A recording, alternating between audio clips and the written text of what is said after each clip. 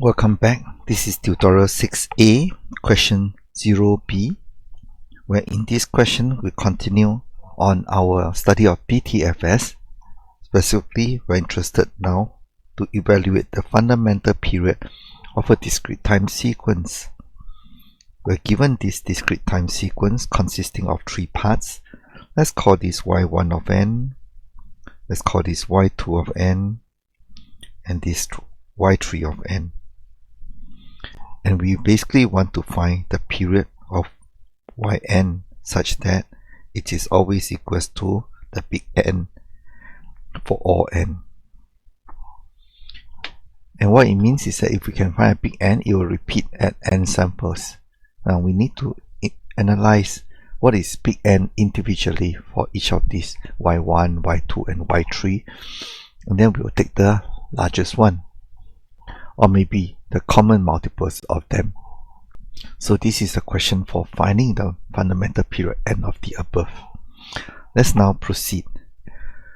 For y1 of n, the big N can be anything basically. 2 is a constant for all n. So the interesting thing about this question is maybe how to find for y2 as well as y3. What is the capital N for y2, capital N for y3? How do we actually proceed? Let's now use y2. y2 of n is equals to 1 ej. This is y2 of n. What about y2 of n plus big N? The only difference is that we are replacing this index n plus big N here. And we know that the complex exponential is repeating every 2 pi. So what does this mean? It means this.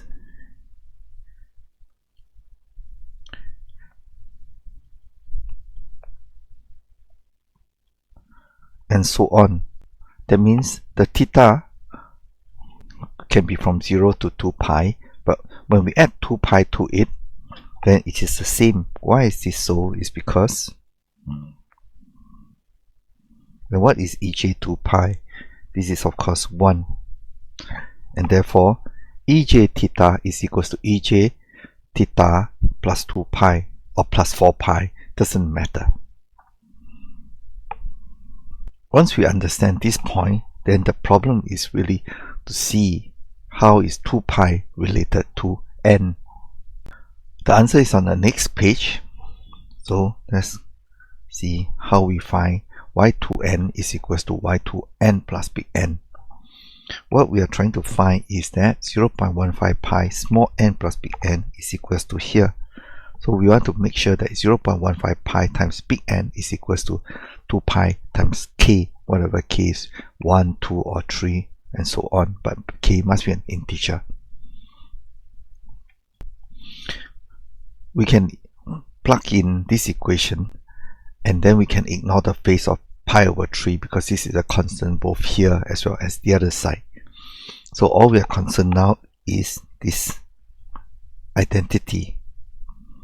How to make 0.15 pi n to be same as 2 pi k, because these terms cancel off as it exists on both sides.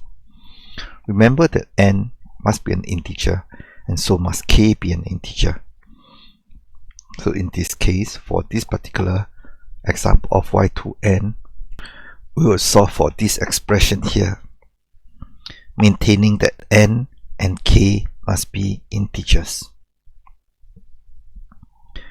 Therefore, 0.15 pi big N is equals to 2 pi k. Let's cancel the pi away first. Therefore, k is equals to 0.15 divided by 2 capital N.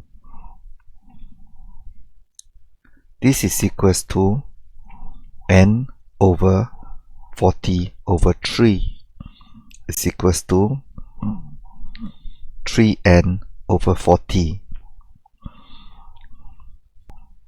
40k equals to 3n. Let n equals to 40, k equals to 3. Then we have equality. Basically is 40 times 3 is 120, 3 times 40 is 120.